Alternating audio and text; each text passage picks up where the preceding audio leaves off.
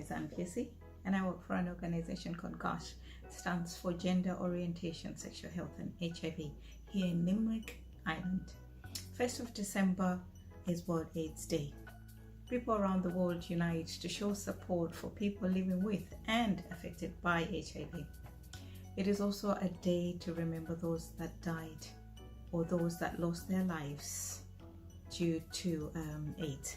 This year's theme is global solidarity, standing and sharing the responsibilities that have risen due to COVID-19 pandemic. As an HIV community worker supporting people living with or affected by HIV, it has been a challenge, and I mean a great challenge. I feel like the disconnection is what's playing a bigger part in people. People at the moment have actually isolated themselves. You don't want them to feel that they're isolated. You want them to feel that you're there and you're always going to be there. But then you also get maybe text messages or phone and every now and then, and they are the ones that will be telling you, oh, I feel like, nagging you, I feel like I'm nagging you, that's why I don't call you. And you're like, no,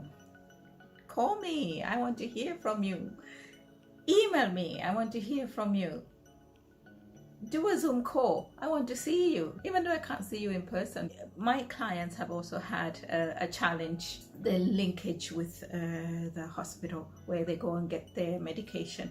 Mind you, there's a lot of stigma surrounding HIV here in Ireland. What happens is clients who wants to go to the hospital, because of the lockdown, public transport is a problem, and in order for someone who's leaving, let's say an asylum seeker who doesn't have their own car, who doesn't have transportation, and for them, in order to leave wherever they are to come into the city to get their medication, there's kind of like a problem or a challenge, because there's a limitation to bus services that are going in and out of places like outside the city.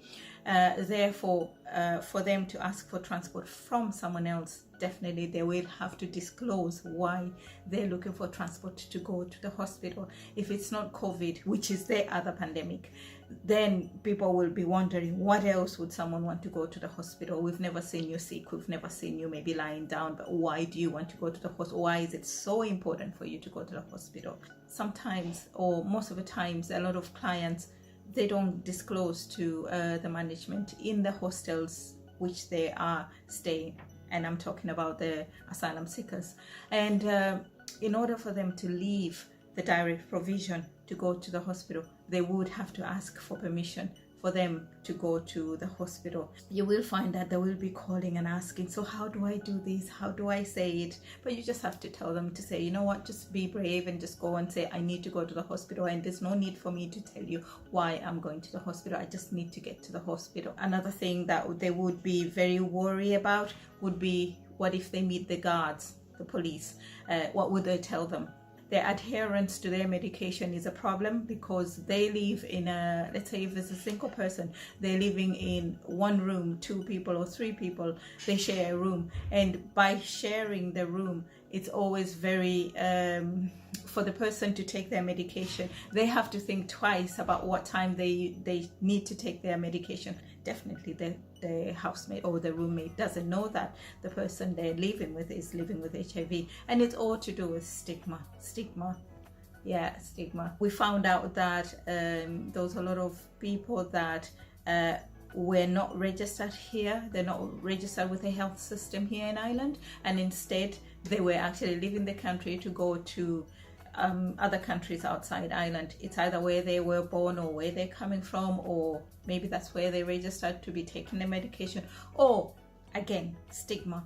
They decide to go to a neighboring country or somewhere else to access treatment. With the lockdown, it hasn't been possible for these people to go back and get their medication. HIV treatment here in Ireland is free. You don't have to produce any documents. You don't have to say anything to anybody. That alone also gives people the freedom of just going into the hospital, into the clinics and say, well, I'm here and I'm living with HIV and I would like to avail to services, which a lot of people that are coming outside of the country, coming into the country, don't know.